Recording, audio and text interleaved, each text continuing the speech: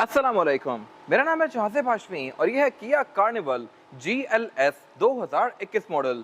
ये कार्निवल की 4th generation है और पाकिस्तान में ये गाड़ी 2020-21 में ही आई है। ये GLS है, इससे बड़ा एक और वर्जन आता है GLS प्लस। इसमें कुछ चीज़ें कम है उस गाड़ी से, लेकिन ये गाड़ी भी मोर और लेस वर्थ इट है। इसमें ऐसे फीचर्स आते हैं जो कि आपको प्राडो वगैरह भी ऑफर नहीं करती, V8 ऑफर करती हैं। और इसके अलावा साइज़ के लिहाज से भी ये गाड़ी अच्छी खासी बड़ी है।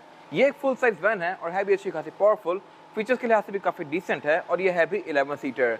इसमें आप आराम से 12-13 लोग फिट कर सकते हैं। खैर, इस सब पे मैं आगे बात करूंगा। फिलहाल अगर बात की जाए इस गाड़ी की प्राइस की, तो ये 21 मॉडल है, अनरजिस्टर्ड है और इसकी डिमांड 1,35,00,000 है। ये गाड़ी साइकिल मोटरस्पोर्ट के पास अवेलेबल है और अगर आपने इसके बारे में कोई इन्फॉर्मेशन लेनी है तो आप इस दिए गए नंबर पर कॉल कर सकते हैं या फिर आप साइकिल मोटरस्पोर्ट को विजिट कर सकते हैं, जो कि रावलपिंडी में DH2 के केपन के ऑपोजिट लोकेटेड है। साइकिल मोटर्स की टोटल 2 ब्रांचेस हैं, एक रावलपिंडी में बड़ी रोड पे और फिर रावलपिंडी में ये वाली ब्रांच। इन दोनों ही ब्रांचेस पे गाड़ियों की बाइंग एंड सेलिंग के साथ साथ गाड़ियों के काम भी किए जाते हैं, जैसे कि tints, wrap, ceramic coating, PPF, graphene coating. यहाँ पे गाड़ियाँ फेसिल भी की जाती हैं और इसके अलावा यहाँ फिर एक पेंट बूथ भी अवेलेबल है। तो गाड़ियों की मॉडिफिकेशन, बाइंग एंड सेलिंग या कार केयर वगैरह के किसी भी तरह के काम के लिए Cycle Motorsports is the place. Overall it's a great van and today I am going to review it. Let's start with the exterior of this car. लेकिन इस वीडियो को शुरू करने से पहले मेरे चैनल सब्सक्राइब जरूर कर लीजिएगा और इस वीडियो को लाइक जरूर कीजिएगा। मैं रोज़ ही इस तरह की लग्जरियस कार्स की वीडियोस लेके आता रहता हूँ। खैर, अगर बात कीजिए स्पेसिफिक कार की, तो इसका फ्रंट लुक फ्रंट से काफ़ी अनयूजुअल है। इस तरह से कि इसकी जो हेडलाइट्स है, इनके ऊपर कोई ग्लास नहीं दिया गया। वैसे हेडलाइट्स के ऊपर एक ग्लास आता है और अंदर डिफरेंट तरह के एक्सपेरिमेंट किए गए होते हैं, बट इस कार के केस में सब कुछ आपके सामने है। अब DRL को सीधा हाथ लगा सकते हैं, सिल्वर पार्ट्स पर हाथ लगा सकते हैं और इसके अलावा जो पोजिशन लैंप है, इनको भी आप ऑलमोस्ट टच कर सकते हैं। तो ये डिज़ाइन मेरे ख्याल से काफ़ी यूनिक है और इसकी लुक को अच्छा बना रहा है। लो के लिए इसमें यहाँ पे पोजिशन लैंप दिए गए हैं, हाई के लिए यहाँ पे ग्रिल में पोजिशन लैंप दिए गए हैं और इसके DRL का डिज़ाइन भी काफ़ी इंटरेस्टिंग सा है। बाकी बोनट इसमें सेडान के साइज़ का है, लेकिन ये गाड़ी इटसेल्फ काफ़ी बड़ी है और छोटा बोनट होने की मेन वजह ये है कि इसमें कैबिन की स्पेस को मैक्सिमाइज़ किया गया है। यहाँ पे इंजन 3500 सीसी आता है, जो कि सोरेंटो के 3500 से डिफरेंट है। किस तरह से मैं कवर करूंगा आगे इस रिव्यू में। फिलहाल अगर बात की जाए इसके फ्रंट पे फीचर्स की, तो ये गाड़ी फ्रंट पे पार्किंग सेंसर्स ऑफर करती है और इसके अलावा यहाँ पे हर लाइट LED या बाइजराउंड वाली है, तो ये मेरे ख्याल से एक अच्छी चीज़ है। छोटा वर्जन होते हुए भी इसमें फॉग लैंप वगैरह हेलोजन वाले नहीं दिए गए। बाकी ये गाड़ी क्योंकि GLS वर्जन है, तो इसमें जो ग्रिल है ये प्लास्टिक की फिनिश में आती है। जो इसका GLS प्लस वेरिएंट होता है उसमें गैलेक्सी ग्रिल आती है क्रोम की फिनिश में, उसकी लुक थोड़ी ज़्यादा अग्रेसिव है। और बाकी ये पुराने लोगो वाली कार है, बाद में इसका लोगो भी चेंज कर दिया गया था। हेडलाइट इस गाड़ी में ऑटोमेटिक फीचर के साथ आती हैं, यानी कि ये डे और नाइट को सेंस करके ऑटोमेटिकली ऑन और ऑफ होंगी। ऊपर यहाँ पे कोई सेंसर्स वगैरह नहीं दिए गए, वाइपर्स में नॉर्मल से हैं। और अगर बात की जाए इस गाड़ी की साइड प्रोफाइल की, तो यहाँ पे ये गाड़ी अच्छी खासी मैसिव है।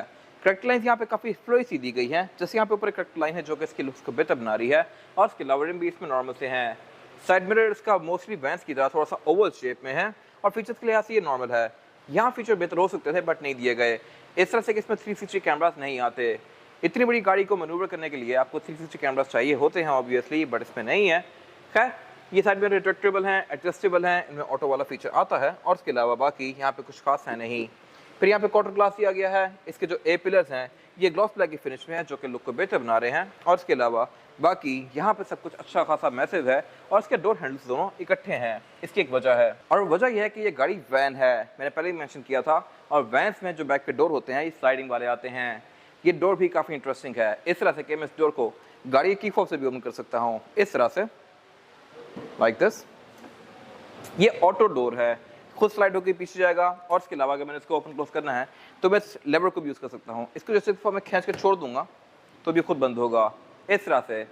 ये चीज़ मेरे ख्याल से इंटरेस्टिंग है। और इसके अलावा इसका फ्रंट डोर हैंडल भी यहीं पे दिया गया है और उसकी वजह यह है कि ऑब्वियसली फ्रंट डोर इसका नॉर्मल है। एंट्री एग्जिट के लिए यहाँ पे अच्छा खासा रूम दिया गया है। हाइट के लिहाज से भी ये गाड़ी डिसेंट है। और इसके अलावा ये गाड़ी क्योंकि GLS है तो इसमें डोर हैंडल के ऊपर सिल्वर कलर की फ्रिल्स नहीं आती। इसके GLS प्लस वेरिएंट में यहाँ पे सिल्वर फ्रिल्स भी आती हैं। बाकी फ्रंट पे यहाँ पे अच्छी खासी जगह दी गई है, आप इस सीट्स को फोल्ड अनफोल्ड कर सकते हैं अपनी मर्जी के लिहाज से, जो कि मैं कवर करूँगा अभी अंदर जाके। इसके अलावा इसकी जो विंडोज हैं टेंट हुई हुई हैं, क्वार्टर ग्लास वगैरह भी इसके सिंपल आते हैं, टेंटेड नहीं आते कंपनी से। बाकी ऊपर इसमें फिर ये रूफ रेल्स दी गई हैं जो कि इसकी लुक को बेहतर बना रही हैं। इसमें 2 सनरूफ्स आती हैं, किस तरह से मैं कवर करूँगा अभी इंटीरियर में जाके। और इसके अलावा लेंथ के लिहाज से ये गाड़ी लॉन्ग व्हील बेस वर्जन जितनी लंबी है। अगर आप रेंज रोवर लेंगे लॉन्ग व्हील बेस तो वो भी इतनी होगी, ये गाड़ी भी रेंज रोवर वगैरह जितनी ही लंबी है और ये मेरे ख्याल से काफ़ी इंटरेस्टिंग चीज़ है। बट ये चीज़ इसकी यूजेबिलिटी को थोड़ा सा लिमिटेड करती है। बट इसकी जो ये एक्स्ट्रा लंबी लेंथ है ये इसकी यूज़ को थोड़ा सा लिमिटेड बनाती है, आप इसको डे टू डे यूज़ में नहीं ला सकते। और अगर बात की जाए इस गाड़ी के इस एंड की, तो यहाँ पे इसकी रेल्स दी गई हैं, जहाँ पे इसका जो ये डोर है ये स्लाइड करके आता है। इसके अलावा फ्यूल डोर्स का यहीं पे लेफ्ट पे दिया गया है, इसमें यहाँ पे ये फ्रिल दी गई है सिल्वर कलर की, जो कि इसकी लुक को बेहतर बना रही है। और अगर बात की जाए इस गाड़ी के रेयर लुक की, तो ये भी लुक्स के लिहाज से काफ़ी डिसेंट है, पूरी ही कार की तरह। टेलर्स यहाँ पे काफ़ी स्लीक सी दी गई हैं, और इसके अलावा ये यहाँ पे ख़त्म हो जाती हैं, बट ये जो पूरा बार है ये एंड टू एंड कंटिन्यू करता है इलेक्ट्रिक कार्स की तरह। टेलर्स का अंदर जो डिज़ाइन है ये भी काफ़ी हद तक हेडलाइट से मिलता जुलता है, और इसके अलावा इसमें टेल गेट पॉवर्ड आता है। ये अगेन मेरे ख्याल से बहुत अच्छी चीज़ है, ये ऑल द वे अप जाएगा इस तरह से। तो इस प्राइस पॉइंट पे मेरे ख्याल से ये गाड़ी बहुत अच्छे फीचर्स ऑफर करती है। फिर इसमें ये 4 रो सीटिंग भी दी गई है, इनको आप यहाँ पे इस तरह से अनलॉक करके बैक पे और लोग भी बिठा सकते हैं इस तरह से। तो ये मेरे ख्याल से एक बहुत यूज़फुल चीज़ है। 3 लोग यहाँ पे, 3 लोग आगे, फिर 3 लोग उससे आगे, फिर 2 लोग उससे आगे। तो यहाँ पे आप जितने मर्जी लोग चाहें ठूस सकते हैं। फिर इसके अलावा इसको ओपन करने के बाद यहाँ पे ट्रंक कैपेसिटी ना होने के बराबर रह जाती है। अगर मैं सीट फोल्ड कर दूंगा तो फिर यहाँ पे आप काफ़ी हद तक सामान रख सकते हैं। फीचर्स भी यहाँ पे डिसेंट दिए गए हैं। थर्ड रो पैसेंजर्स के लिए सीट बेल्ट दी गई हैं, और उसके अलावा पोर्ट्स वगैरह दिए गए हैं, डिफरेंट चार्जिंग पोर्ट्स वगैरह। और बाकी आप ट्रंक की हाइट को एडजस्ट भी कर सकते हैं। ट्रंक हाइट एडजस्टमेंट की गाइड्स मैंने ऑलरेडी बनाई हुई है अपने चैनल पे। फिर इसके अलावा ये गाड़ी बैक पे पार्किंग सेंसर ऑफर करती है, रेयर फॉग ऑफर करती है, नीचे यहाँ पे एक नॉर्मल रिलीज भी आता है, और इसके अलावा इसमें जो नीचे लाइट्स दी गई हैं यहाँ पर रिवर्स और इसके इंडिकेटर दिए गए हैं। ये मेरे ख्याल से अच्छी इनकॉर्पोरेशन है इन लाइट्स वगैरह की। फिर इसके अलावा आप इस गाड़ी को रिमोट से भी ऑन कर सकते हैं, ये अगेन मेरे ख्याल से बहुत अच्छा फीचर है। गाड़ी को लॉक करके मैं इसका रिमोट शॉट दबा के रखूँगा तो ये गाड़ी ऑटोमेटिकली ऑन होगी इस तरह से। तो मेरे ख्याल से एक वैन के लिहाज से बहुत अच्छे फीचर्स हैं। फिर इसको मैं बंद भी यहीं से कर सकता हूँ इस तरह से। इसके बाद अगर बात कीजिए इस गाड़ी के इंटीरियर की, तो इंटीरियर इस गाड़ी का लिटरली लैंड क्रूजर वियर जितना खुला है, और यहाँ फीचर्स भी वैसे ही दिए गए हैं। लुक्स मेरे ख्याल से इसकी ज़्यादा बेहतर लैंड क्रूजर वियर के इंटीरियर से। खैर ये सब मैं कवर करूँगा अभी। फिलहाल अगर बात कीजिए इस गाड़ी के स्टीयरिंग व्हील की, तो स्टीयरिंग व्हील इसका पूरा ही लेदर की फिनिश में है, और ये मल्टीमीडिया स्टीयरिंग है। फिर ये गाड़ी क्रूज कंट्रोल भी ऑफर करती है, और इसका इको आइडलिंग भी इसके स्टीयरिंग पे दिया गया है। तो ये मेरे ख्याल से एक बहुत अच्छी चीज़ है। फिर इसके अलावा अगर बात कीजिए हेडलाइट के कंट्रोल की, तो इसमें ऑटोमेटिक फीचर के साथ आती हैं हेडलाइट्स, यानी कि डे और नाइट को सेंस करके ऑटोमेटिकली ऑन और ऑफ होंगी, और उसमें रेड फॉग भी आती है, तो उसका कंट्रोल भी यहीं पे दिया गया है।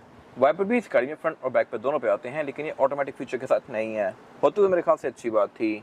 और बाकी अगर बात कीजिए इस गाड़ी के मीटर की, तो मीटर इसका मोस्टली किया कार जैसा है।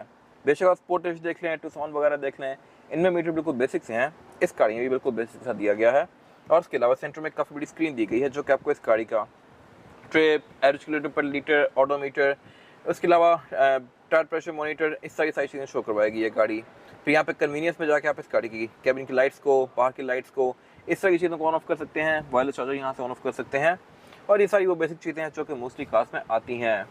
फिर इसके अलावा अगर बात कीजिए मीटर की हाउसिंग की, तो ये इसकी लुक्स के लिहाज से तो डिसेंट है, लेकिन इसमें बैक पे कोई हेडअप डिस्प्ले वगैरह नहीं दिया गया। अगर होता तो मेरे ख्याल से अच्छी बात थी। इसमें उसका एक कर्व भी दिया गया है, यानी कि इसके इंटरनेशनल वर्जन के अंदर यहाँ पे हेडअप डिस्प्ले आता होगा, बट पाकिस्तान में ऑफर नहीं किया गया।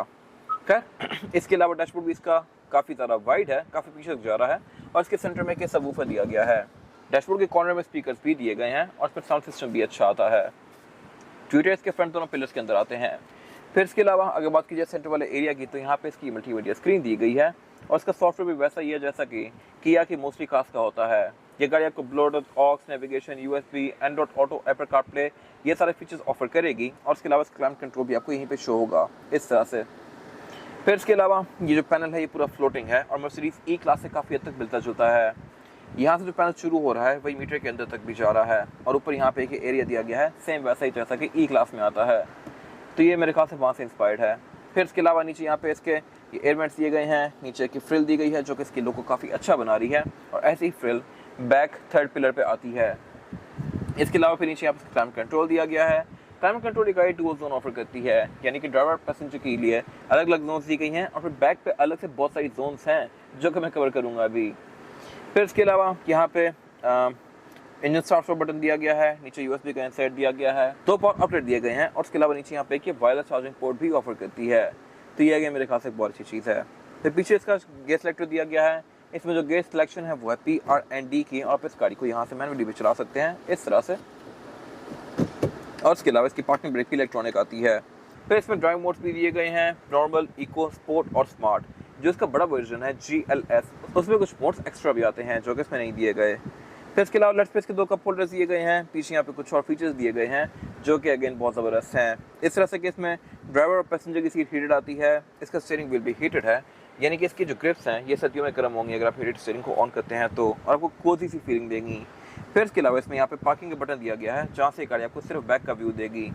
इसमें 360 कैमरास अगर आते हैं तो मेरे ख्याल से बहुत अच्छी बात थी, बट इस गाड़ी में सिर्फ जो सीट्स हैं ये हीटेड हैं। इसके बड़े वर्जन के अंदर वेंटिलेटेड भी आती हैं, यानी कि आप इसको ऊपर नीचे करके हॉट और कूल के बीच में स्विच कर सकते हैं।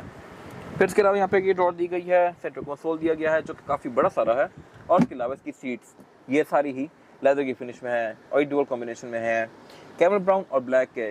इसमें GLS प्लस के अंदर जो ब्राउन है वो थोड़ा सा डिफरेंट होता है। बाकी मैं सीट को यहीं से बैठ के आगे पीछे कर सकता हूँ इस तरह से, और इसका यूज़ ये है कि रेयर पैसेंजर्स बैठ के भी इसको यहाँ से आगे पीछे कर सकते हैं। और इसके अलावा ये सीट्स फ्रंट की दोनों ही इलेक्ट्रॉनिकली एडजस्टेबल आती हैं। इसके अलावा ड्राइवर की सीट में एक लंबा सपोर्ट भी दिया गया है जो कि अगेन मेरे ख्याल से अच्छी चीज़ है। और इसके अलावा अगर बात कीजिए डोर्स की, तो डोर्स में भी सेम पैटर्न कंटिन्यू किया गया है जो कि सीट्स में है, कैमल ब्राउन और ब्लैक का। विंडोज गाड़ी में चारों ही सिंगल टैप वाली हैं, इनको मैं सिंगल टैप से फुली रोल डाउन और रोल अप कर सकता हूँ। साइड मिरर इस गाड़ी के रिट्रैक्टेबल हैं ऑब्वियसली। और इसके अलावा यहाँ पे कुछ और कंट्रोल्स दिए गए हैं, मैं यहीं से बैठ के रेयर डोर्स को ओपन कर सकता हूँ इस तरह से। ये अगेन मेरे ख्याल से एक अच्छी चीज़ है। अगर इस पर पैसेंजर उतर के चला ही गया है, उसने दरवाज़ा बंद नहीं किया, तो मैं इसको यहीं से बंद कर सकता हूँ। फिर इसके अलावा वेंटी मिरर इसमें ड्राइवर और पैसेंजर दोनों के लिए दिए गए हैं विद अ लाइट जो कि आप मैनुअली ऑन करेंगे। सेंटर में यहाँ पे कैबिन लाइट्स दी गई हैं जो कि LED में है। रेयर व्यू मिरर इस गाड़ी का ऑटो डिमिंग फीचर के साथ है, और इसकी यहाँ पे सनरूफ के कंट्रोल्स दिए गए हैं। ये सनरूफ के कंट्रोल्स काफ़ी यूनिक हैं इस तरह से कि ये 2 दिए हुए हैं। एक तो सनरूफ फ्रंट पे है तो उसको मैं यहाँ से ओपन क्लोज करूँगा इस तरह से। फिर एक सनरूफ बैक पे भी है, मैं उसको यहाँ से ओपन क्लोज कर सकता हूँ। तो ये मेरे ख्याल से काफ़ी इंटरेस्टिंग चीज़ है। मैं यहीं से एट टाइम 2 सनरूफ ओपन कर सकता हूँ। बाकी इसके अलावा यहाँ कुछ खास है नहीं, सारी खास चीज़ें बैक पे हैं। ऑलराइट, अब अगर बात कीजिए एंट्री की, तो मैं इस डोर हैंडल को सिर्फ एक बार खींचूंगा तो इसका रेयर डोर खुद ही खुलेगा। फिर इसके अलावा यहाँ पे बैठने के लिए मेरे पास अच्छी खासी जगह दी गई है, और अगर मैं सीट को आगे पीछे करना है तो वो भी मैं यहाँ से कर सकता हूँ इस तरह से। और अगर मैंने पीछे एंटर होना है तो मैं इसकी जो सेकंड रो है इसको भी इस तरह से फोल्ड करके आगे कर सकता हूँ।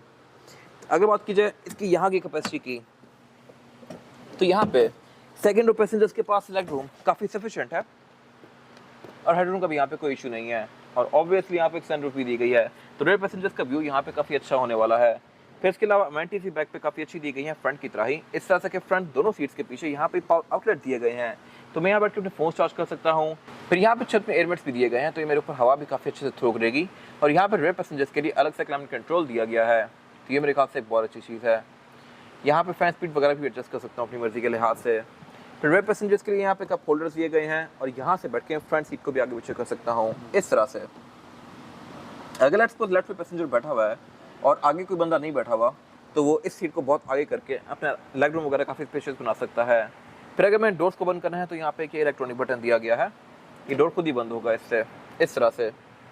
बाकी यहाँ पे प्रॉपर विंडोज़ के कंट्रोल दिए गए हैं। विंडोज़ गाड़ी में बैक पे भी सिंगल टैप वाली है, और उसके अलावा यहाँ पे प्राइवेसी कर्टन भी दिया गया है। Privacy curtain by the way Prado, land cruiser वगैरह में भी नहीं आता, ये चीज़ सिर्फ लेक्सस 600 या LX 570 ऑफर करती है, तो अगेन ये गाड़ी यहाँ पे नंबर ले जाती है। फिर इसके अलावा इसके डोर को खोलने के लिए यहाँ पे हाईएस्ट की तरह का रिलीज दिया गया है, और इसमें जो थर्ड रो है उसमें एंटर होने के लिए मैं फ्रंट सीट को आगे स्लाइड करूँगा इस तरह से, और इसकी बैक फोल्ड करूँगा, और अब मैं इसकी थर्ड रो सीट्स में एंटर हो सकता हूँ इस तरह से। यहाँ पे बैक पे 3 सीट्स दी गई हैं, मैं आराम से यहाँ पे बैठ सकता हूँ। अगर मैं फ्रंट सीट को अच्छा खासा पीछे भी कर लूँ तब भी मेरे पास यहाँ पे लेग रूम उतना ही है जितना कि फ्रंट पैसेंजर्स के पास होगा, तो ये मेरे ख्याल से काफ़ी अच्छी चीज़ है। फिर सेंटर में भी ये गाड़ी प्रॉपर स्पेशियस है, और इसके अलावा अगर फ्रंट पे बंदा बैठा हो तो ठीक है, लेकिन अगर नहीं बैठा हुआ सेंटर में तो मैं इसको as a centre console use कर सकता हूँ इस तरह से फोल्ड करके। यहाँ पे 2 कप होल्डर्स दिए गए हैं प्रॉपर, और इसके अलावा मैं अपना फ़ोन वगैरह भी इसके अंदर खड़ा कर सकता हूँ। इसके अलावा यहाँ पे भी एमेनिटीज़ अच्छी हैं इस तरह से कि यहाँ पे कप होल्डर दिया गया है, पावर आउटलेट दिया गया है, फ़ोन वगैरह रखने की जगह दी गई है, एयरवेंट्स यहाँ भी प्रॉपर आते हैं रेयर पैसेंजर्स के लिए, तो ये मेरे ख्याल से बहुत अच्छी चीज़ है। और इसके अलावा ऊपर यहाँ पे फिर कैबिन लाइट्स भी दी गई हैं। और अगर बात कीजिए एयरबैग्स की, तो एयरबैग भी इसमें काफ़ी सारे आते हैं। इसमें फ्रंट पे भी दिए गए हैं, पिलर्स में भी दिए गए हैं, इन पिलर्स में भी एयरबैग्स हैं, और बैक पे भी एयरबैग्स आते हैं, तो ये मेरे ख्याल से एक और अच्छी चीज़ है।